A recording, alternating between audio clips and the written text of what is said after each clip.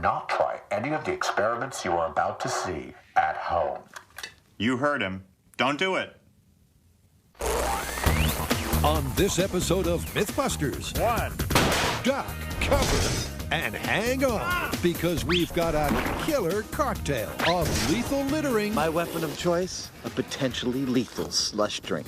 and high-flying action movie action. Get to the chopper, Glock! And first up, Looks harmless enough, doesn't it? Could be deadly. can a soda cup thrown from a car really kill an oncoming driver?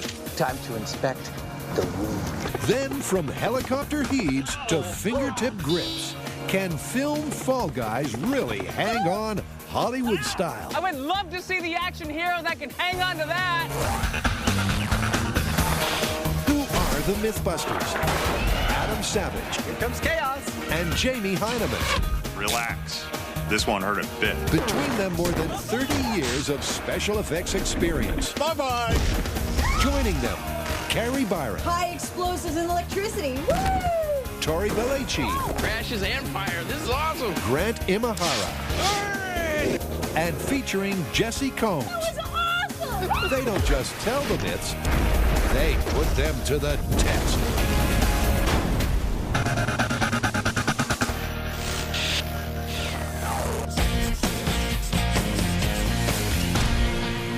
Close your eyes. I'm going to paint you a picture with words. Okay. I'm driving down the highway at highway speeds. I've just gone to a drive-in, and I've gotten a soda in a styrofoam cup. And it's the wrong soda. Oh, you hate that. I know. So I hurl the soda out the window, being a jerk, and it hits a car going in the opposite direction, also at highway speeds, pierces the windshield right in front of the driver, and kills her. A styrofoam cup does that? I know. That is crazy. As if simply littering wasn't bad enough, the villain of this myth allegedly killed the driver of an oncoming car with a styrofoam soda cup. Whilst traveling at highway speeds, our trash-happy perpetrator tossed his unfinished drink out of the window, which supposedly pierced the windshield of an innocent drive-by bystander with enough force to take them out permanently. Okay, now I want to paint you a word picture. I'm not going to close my eyes, though. That's fine. This is a quick one. We make a cannon that shoots a cup of soda. Huh? Really? I somehow pictured 2 cars going at each other jousting fashion, tossing cups out the window. No. I figure we'll get exactly to that place. But first, we need to know what the cup is filled with. Is it soda? Is it soda and ice? Is it ice alone? Is it a slush drink? We have to determine what filling has the most power, and what's better for that than a cannon? Well, all right, then. I thought you'd like it. So before the highway trash jousting can begin, I think that was a hit! the guys are going to arm themselves with an indoor air cannon the size of the Large Hadron Collider. Well, almost. I'd say that ought to do it. Their goal is to discover which of the various possible combinations of cup contents will impart the most force on impact. And speaking of the force, here's the Yoda of soda. So there you have it, our potentially deadly styrofoam cup. Now, for the purposes of our experimentation, I'm going to want to know exactly how much energy this cup imparts to something it hits, whether it's empty or filled with different substances. How am I going to do that? With this, a load cell. This little button here can tell me when I hit it with something exactly how much energy is transferred from the object to the load cell. But here we got an object that's too big and a load cell that's too small, so I'm going to increase the surface area of my load cell by placing it between these 2 nice heavy steel plates. Now, when this cup hits this first steel plate, that will transfer the energy to the button and tell me exactly how much energy this potentially lethal cup might have. It's ready. With the force plate in place, the guys will be able to accurately compare the impact of each cup fired from the cannon. Off at a rakish angle. I like it. So this is how this works. We've got our specially made pressure tank with a built-in fast-acting valve. Now, when we open that valve, all that air comes out at high speed, heads straight down the barrel. Our cup comes out the end, hits this plate, pushes on the load cell. Bob's your uncle. So, Robert's your mother's brother. Every target needs a motivation. Yeah. And Jamie is the light at the end of the tunnel.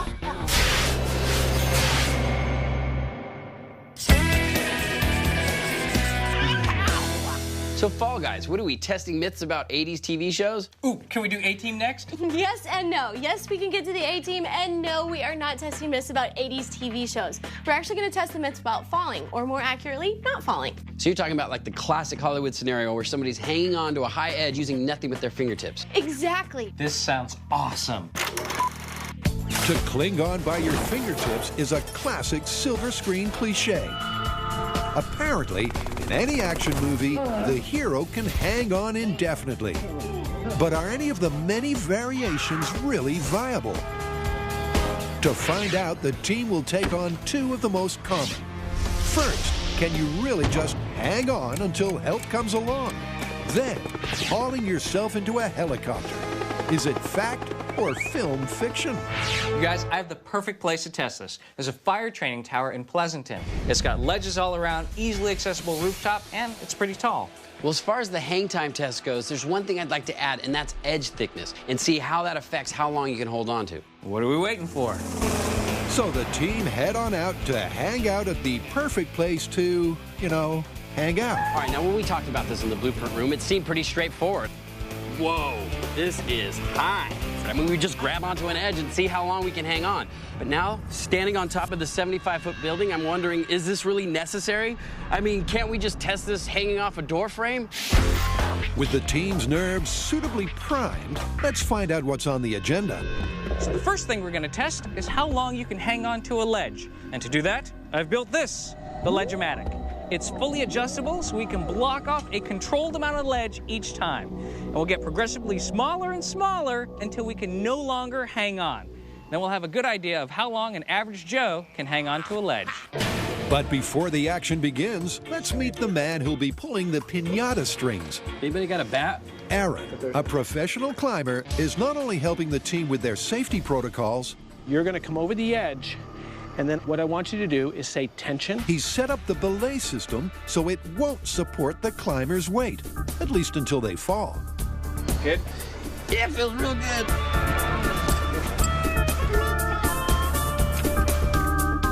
Tori, you're the guinea pig. Now, in the movies, people hang off of all shapes and sizes of ledges, and we are going to do the same. The goal is to come up with a set of data that correlates ledge thickness to hang time. Hook me in. And to start off with, we're going to use a nice fat ledge. I'm going to double check it just in case. Yep, the ledge width will be starting at 4 inches, which should be plenty of room. Even for Fat Finger Belechi. Getting into position. Good luck, buddy. Man, this is kind of scary. I'm not gonna lie. Okay. Okay. So this is Tori test. 4 inches. Ready? Go. Hanging! How you feeling? Good. Don't let go. But even with plenty of room to get a comfortable grip, after just 30 seconds, the strain begins to show. How you feeling? Good? Fine. Concentrate. Sorry. And as Adam once said, Gravity, man. It's not just a good idea, it's the law. so unlike a Hollywood hero, Tori will inevitably fall. But exactly how that happens is a painful surprise. You all right? I think you should be glad that I was a guinea pig. Oh, I'm bleeding all over like... If you're squeamish, look away, because when the damage is inspected, a deep gash is the result. But looking at this, it could have been much worse. Tori fell a full story before landing on a ledge, his shin taking the full force of the blow. Yeah, when I saw blood pouring out my pant legs, I knew it might be bad. Next on Mythbusters, Adam and Jamie dial in on the deadliest soda cup contents. Imagine what that'd feel like if that actually hit your head.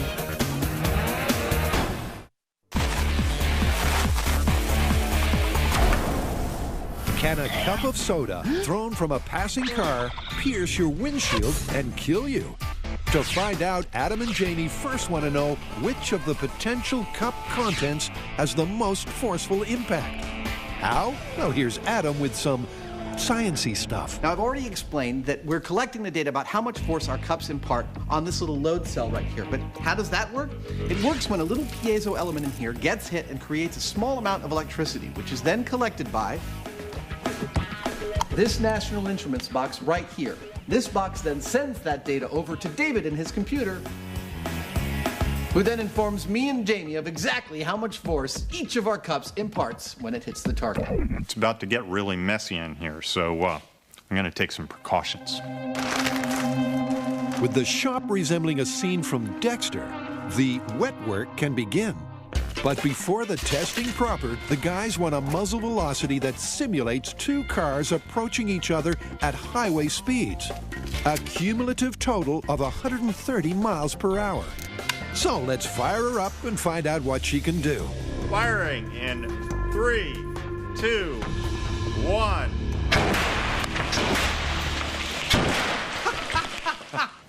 That was a lot of force. Yep, a lot of force and a lot of fast. 190 miles per hour. And to dial that back, Jamie has a neat idea that accounts for the fact that the cups will vary in mass. For these tests to be valid, all the cups have to hit their target at about the same speed. So after a lot of fussing around, I figured out that I can precisely tune the speed by the placement of the cup in the barrel. Okay, full cup of ice, 3 feet 8 inches. And that's how we're dialing it in. Firing in 3, 2, 1. The final speed was 134 miles an hour. It's perfect. So with their cannon firing at a constant speed, we'll soon find out who pulls the hardest soda cup punch. Here's a little story I like to call, "Oh, this soda's no good. They didn't put any ice in it. I'm gonna throw it out the window." 1 cup full of soda, wrapped in plastic, shot out of a cannon at 130 miles per hour. Coming right up. 632 grams. Firing in 3, 2, 1. That's too much fun.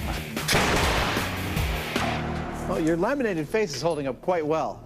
So I see. Just love looking at these like this. Beautiful.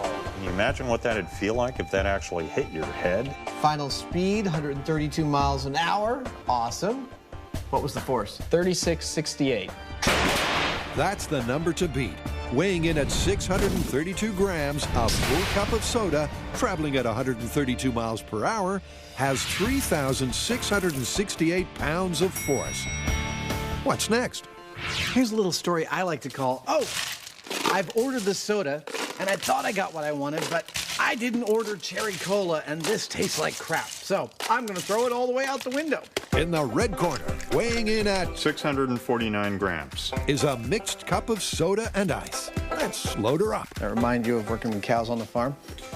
It does, actually. Okay, Bessie. It's gonna be all right. Firing soda and ice in 3, 2, 1. That's not getting old. No.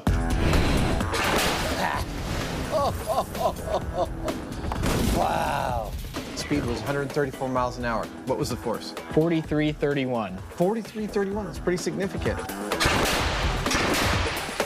Interesting. Despite a small difference in mass, there was a significant difference in the force of the impact. What's next on the menu of mayhem? Blue slush. It's basically half ice, half liquid, all ground up real fine. Whether that translates to a higher impact or not, I don't know. Personally, I think it's all about the mass, but that's what we're going to test to find out. Jamie's correct. Newtonian physics tells us, in a perfect world, providing they're all traveling at the same speed, the cup with the most mass will have the largest impact. And this puppy, if only just, is the heavyweight of the litter. Slush drink in 3, 2, 1.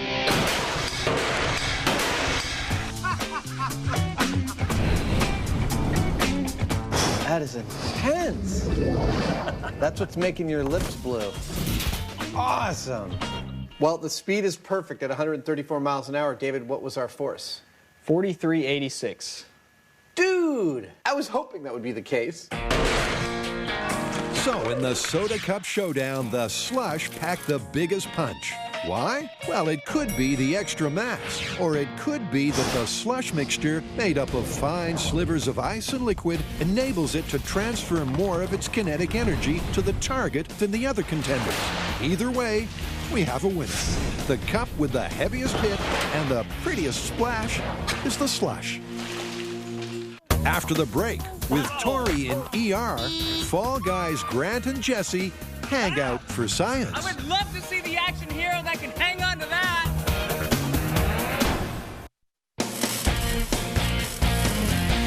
Here he goes. In the Fall Guy myth, Tori has once again put his body on the line. Well, the name is science. But the science must go on. Are you bleeding in my car? No. So while Tori takes a trip to ER to stitch up the leak in his leg, Talk about motivation not to let go.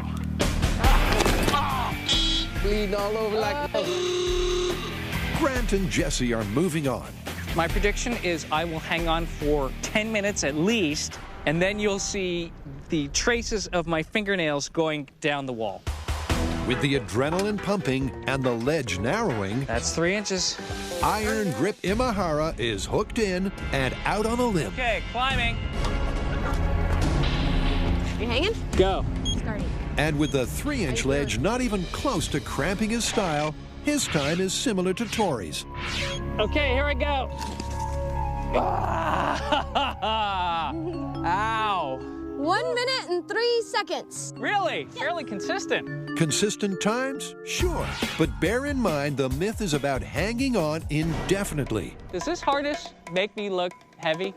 And our average Joes are consistently falling. All right, you ready for 2 inches? Look, my fingers aren't even 2 inches long. Of course I'm ready for 2 inches. Hanging. Timer is started. Despite the further narrowing, Jessie has plenty of room to work with. And once again, her time is in that 1 minute slot. Minute 6. Heck yeah. Didn't even look Yeah, they're tired. starting to slip. Yeah. Yeah. Here I go. Nice! 1 minute 17. Woo!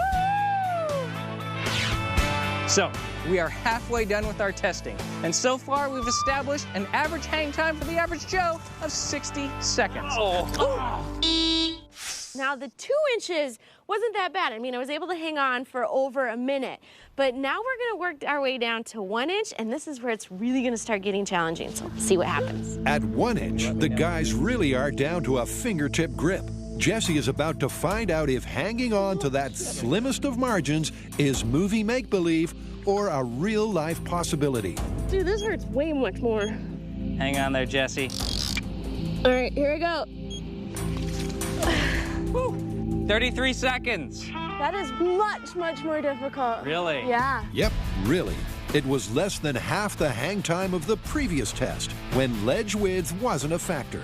Which doesn't bode well for Grant, because he's up next, and he's running out of room. That, my friends, is 1/2 of 1 inch. And that is about how much I can hang on. I'm predicting a lot of pain, but not for very long. Let's do this. Okay. But he can't turn that steely determination into an iron grip. Oh my God. This is crazy. Because he simply can't get a grip. You ready? I'm so ready. Ah! Nothing. Not even a second. Ow! And his time reflects that. I would love to see the action hero that can hang on to that. You know, you try and get yourself in the mindset like, I've got to hang on to this or I'm gonna fall or die. Ah! But it's not really a choice with a 1/2 inch ledge. I mean, the second I put my weight on there, pow, all my fingers exploded and then I'm flying through the air. And it was just that quick. No way, impossible. So in direct contradiction to the movies, if you find yourself hanging on by your fingernails, you're not hanging on for very long. Nothing. And even with room to work with, it's a tough task. In a real-life situation, you'd better hope help arrives Hollywood style, fast and in the nick of time. But this is an action movie myth. How would a Hollywood hero cope? So move over Average Joe and Average Jesse and step up Action Man Aaron. That's why I'm here. First up, Aaron tackles the 1-inch ledge. Okay, start. And we're off and running. And he significantly improves on Jesse's time. You're shaking. Okay. Oh! Woo! 48 seconds. Nice. But what's really impressive is Aaron's half-inch performance. Yeah, it's tiny, isn't it? Remember, Grant couldn't hold on for a single second. Okay. Okay.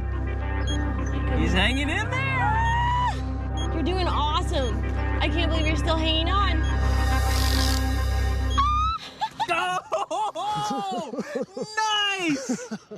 14 seconds. That was great!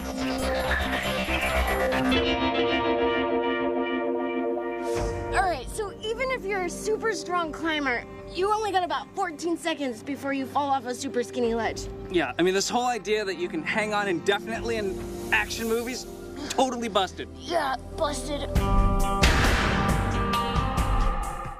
Up next, Buster's in the hot seat for some lethal litter jousting.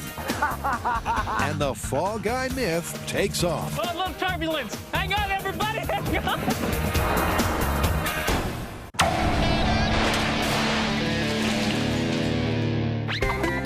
In their quest to test soda cup lethality, Adam and Jamie have spent an afternoon firing drinks out of an air cannon. And a laminated picture of Jamie. As you do. I think your face is holding up surprisingly well. Yeah, I don't usually react when I get hit in the face. And so far, they've seen that the slush drink is the heaviest hitter. But is that power enough to penetrate a windshield and give the driver a severe case of dead? Moving on. I don't see why not. We have already determined the awesome power of non-trademark blue slush drink. Well, what's next then? Well, I think it's exactly what you stated at the beginning. We line two cars up facing each other, race towards each other jousting style at highway speeds, and I hurl a cup of blue slush drink right at your windshield. I don't think that'd be a good idea. Let's say we hang a windshield off to the side of my car and we aim the soda at that. Done. Let's do it. With his handy home delivery of windshields, Adam goes to work.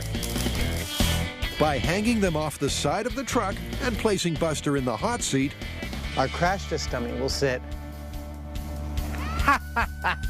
here. They'll be able to test the myth in safety. Well, safe for some. You know it's going to be a bad day when you're painted bullseye red. This may sting a little. And out on location, it's time to paint a picture. Here's how this whole thing's gonna play out. I'm gonna play the role of the passenger careening down the freeway at 60 miles an hour, sucking on a slush drink. I just got it, let's say the drive-thru. Hey, that's not the one I ordered, I'll say, and cavalierly I will throw it out the window.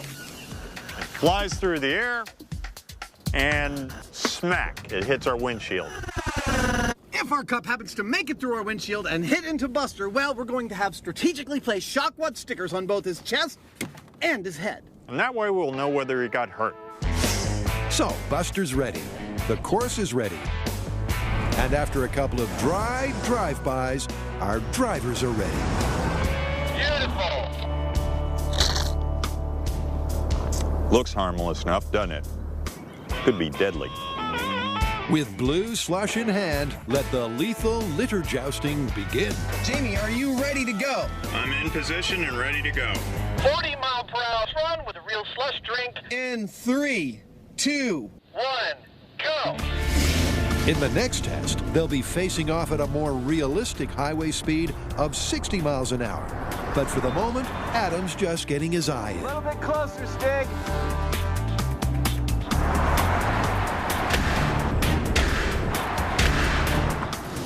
I think I might have hit it!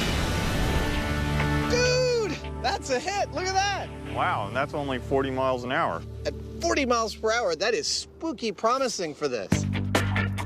that was just a test run, and I didn't fully hit the windshield, and you're seeing a kind of shocking amount of damage from our 40-mile-per-hour run.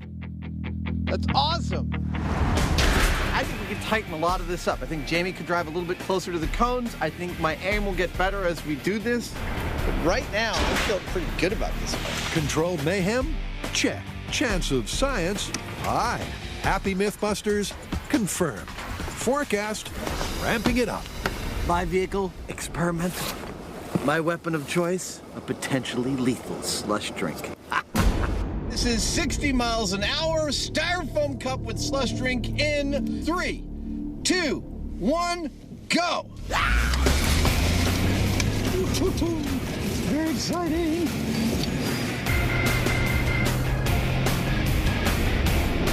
Looking really good.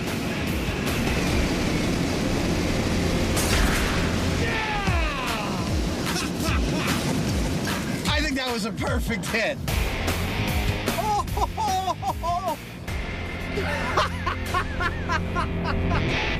I don't know about you, but that'd kind of bum me out. That's a bullseye of bullseyes. Nicely done. A perfect hit. The cup was aimed straight at Buster. So how did he do? Checking Buster's vitals.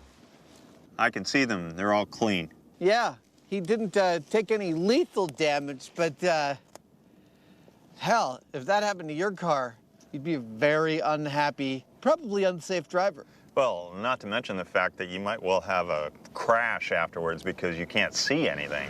Exactly. There's no doubt the impact would have caused a crash. But incredibly, Buster seems to have escaped direct injury.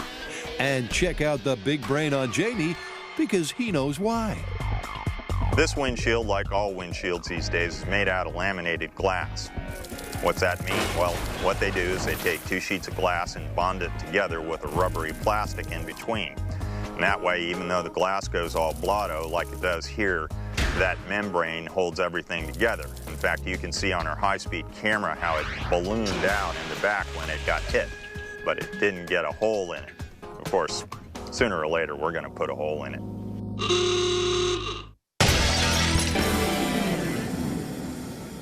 So there's one more thing I want to test. What's that? It is a movie classic. The hero is rescued by a helicopter. However, the helicopter does not have time to land. Right, he has to grab onto the skid, pull himself up and over and into the cabin, despite the downdraft from the blades and the onrushing air as the helicopter flies away. That's a great myth, but nobody's gonna let us hang from a real helicopter. You're right, and that is why we're going to build our own helicopter. And then what we'll do is we'll measure the downdraft created by a helicopter, and that'll transfer into a weight that we'll wear while we're experimenting. Perfect. Let's not hover around here anymore.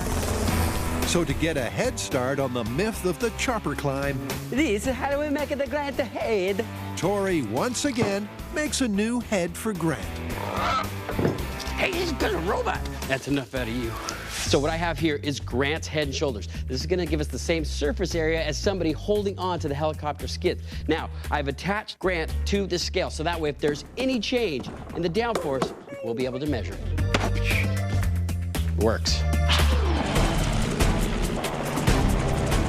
Now, obviously, the most direct way to test this myth would be to try to hang from a helicopter while it's flying.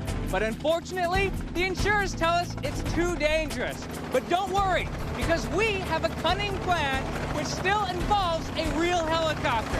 And we've enlisted the help of Macon Air helicopters to test this myth. So they're about to find out how much downdraft there is by hovering directly overhead the head. And in close, the downforce is surprisingly small. So it's roughly around 50 to 80 grams when he's just hovering. Which is fairly insignificant. And even a sudden takeoff doesn't make much difference. So it got up to a little over 100 grams on that one. 100 grams is nothing. You're close, way more than 100 grams. So we just finished testing the downforce of the helicopter, and the results were very consistent. We had him hover above our scale. As he came down, the weight increased. However, it only got to 50 grams, which is nothing. I mean, your clothes weigh more than that. And at one point, we had him punch it as if he was taking off, and it peaked at about 130 grams, which is still not that much weight. So it looks like the downforce of the helicopter really isn't going to affect your ability to hang on to the skid. So, in summary, and somewhat unexpectedly, the team can ignore the downdraft from the chopper blades and go to work at the next location.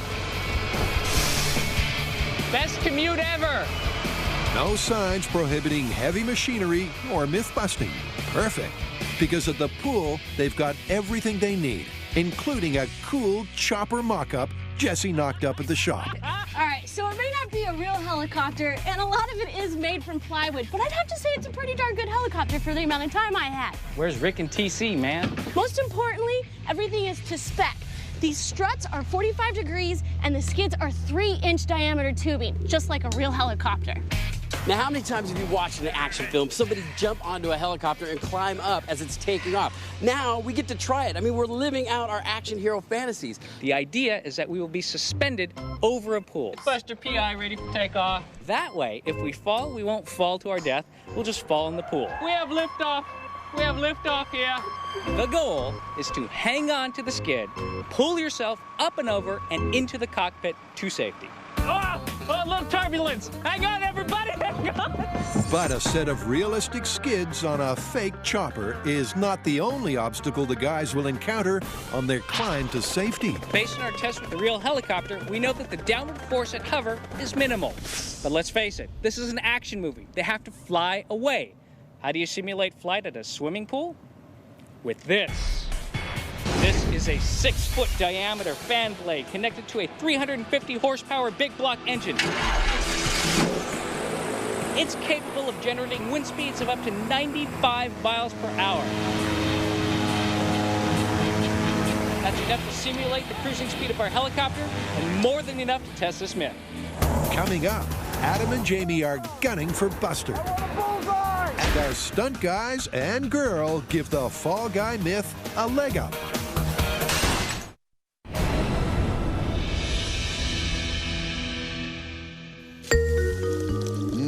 Delicious Mythbusters non-trademark slush drink.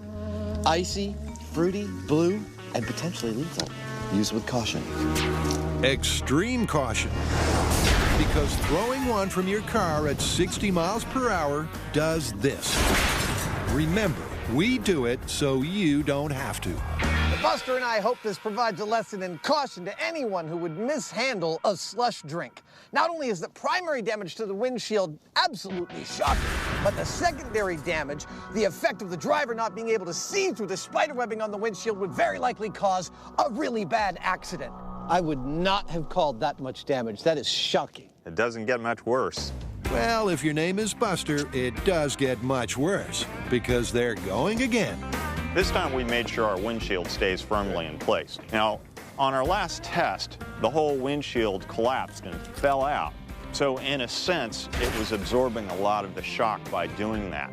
And if we secure the windshield and make sure it stays firmly in place, what I'm hoping for is that the projectile, when it hits it, will concentrate all its energy in one spot. And it might just make it all the way through it. All right, now you see them up ahead. I want a bullseye! I think that was a bullseye!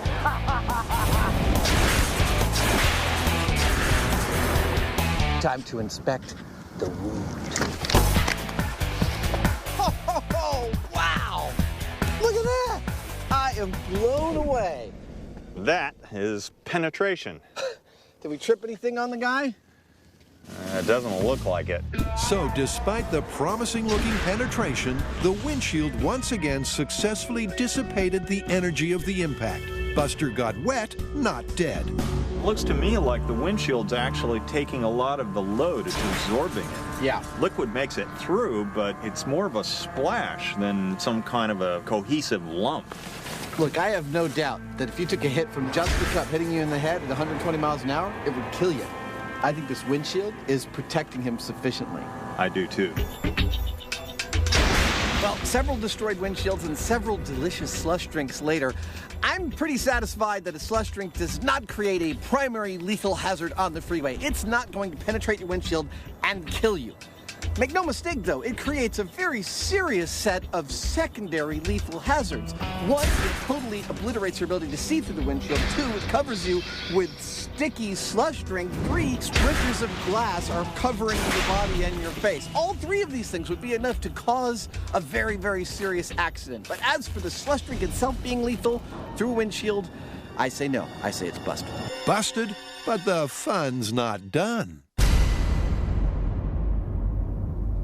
We have liftoff here. Jesse, Grant, and Tori are about to live out their action movie dreams. They want to know, a la Hollywood, can you hop into a helicopter? All right, so this is what I think should happen, guys. We hang on, but we can't start doing any climbing until we actually hit the airstream. Well, then the goal here is to climb up onto the skid, get yourself safely inside the helicopter without falling into the water. All right, so who goes first? Not it. Not it. I guess I'll go first. Don't tell her about the piranhas. I think I'm gonna do just fine. I got a good technique, and it's gonna get me up and over. It's just those winds that I'm quite curious about. Yep, and it's those 80-mile-an-hour winds simulating a helicopter's cruising speed and the accurate undercarriage and skid structure that gives this test the seal of authenticity. But none of that stops stunt girl Jessie. She was slick, quick, and her technique looked like it was straight out of the stunt girl manual. This is pretty large tubing, so if you have little hands, it's going to be difficult to hang on to, because I could feel myself starting to kind of slide off. And then, once you got into the wind, I was like, the winds are insane. My ponytail's sideways, my pant leg has come undone, my shirt almost flew off. And then what's standing up on the skid, it's a little bit more difficult than you thought it would be, because you do have those pressing winds, but once you're in, you're safe. The key to Jessie's success was speed. And if you throw in the fact that this test is all about strength to body weight ratio, being a lot lighter, she's got a big advantage over the guys. So, will they be able to match her? All right, you ready? Nuts. I was hanging onto the skid, and as I was going out, I was like, yeah, this is fine. And then all of a sudden, I hit that wind, and I was like, I'm not going to make it. I'm going to fall into the water. That was crazy. Crazy? Sure, but also very achievable. And with Grant scrambling for safety, with just a wardrobe malfunction to worry about, Get to the chopper, Grant! the myth and the boys' deluded silver screen dreams are looking good.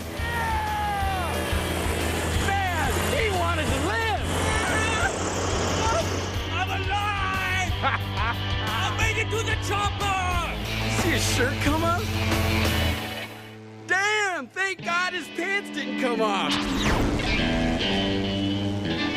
Take that, action heroes. That was such a fun test, and it's possible to climb into a helicopter as it's taken off. Yeah, but it's definitely not as easy as it looks in the action movies. Well, so far, all of these Fall Guys myths are looking pretty good. You know what? I think we did pretty good for a couple of average Joes. Next, in a tense finale, Dun, dun, dun. Adam and Jamie ramp it up with a can cannon. I call it my little pop gun.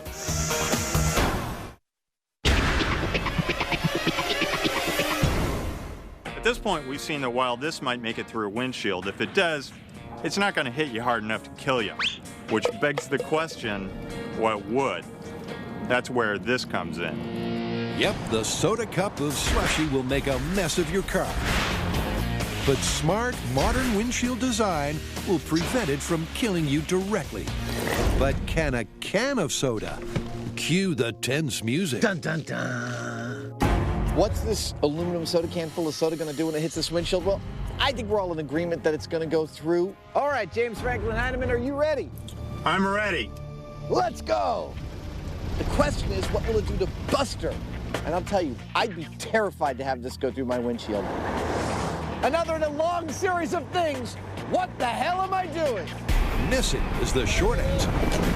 Missing several times. And even the occasional hit is a mishit. But nothing, if not persistent, our Yodas of soda are. It's all down to this one. Will I make it? Will I have the accuracy? crap, I hope so. I think I hit it. A palpable hit. Finally, a hit on the windshield. But Adam, using the sporting prowess he was born with, as in none, was wayward once again. A hit in the corner, near the frame, damaged the glass, but didn't threaten Buster. And with the team running out of windshields, they need a more accurate litter launching method. Well, it's not a perfectly centered hit, but Jamie has, I think, a solution that he says is going to be more accurate than me throwing and hoping. I can't wait to see what it is. Back at the shop, while Adam was preparing the windshield rig, it looked and sounded like Jamie was having fun. Did you hear that? That's the sound of Mr. Heineman having fun. It's now clear what he was working on. And it's a clear case of don't try this at home. It's pretty simple. We've got an air tank here, which is a modified fire extinguisher, a fast-acting valve, an elbow, and a tube. You put the soda in here, you press the switch, out comes the soda.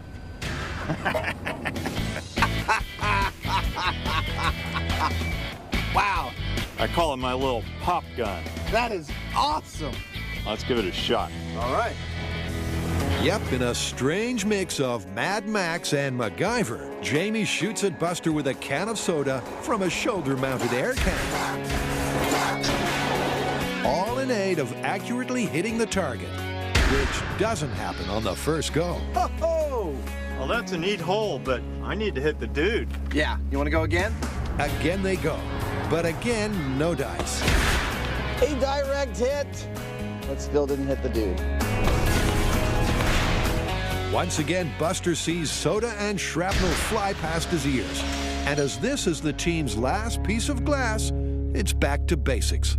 Looks like the only thing left to do is just shoot the sucker point blank. Actually kind of curious how this is going to turn out. Yeah, me too.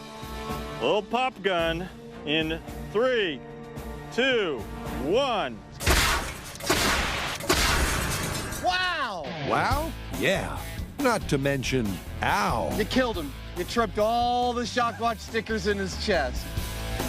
Is this awesome or what? We tripped all 3 of Buster's Shockwatch stickers, which tells us something that we often learn at the end of an episode of Mythbusters. Everyday objects can, in fact, be made lethal if Jamie builds a gun to shoot them. Obviously, if somebody makes a cannon and fires a soda at you point blank, like I just did, you're gonna die. But a soda thrown out of another car into your car, well, unless you crash the car because of it, not so much.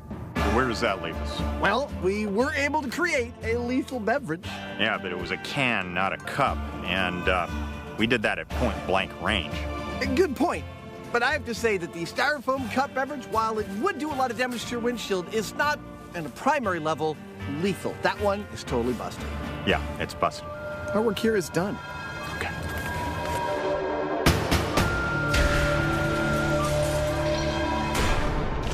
Nice gun, but you got some accuracy problems. Yeah, I need to practice.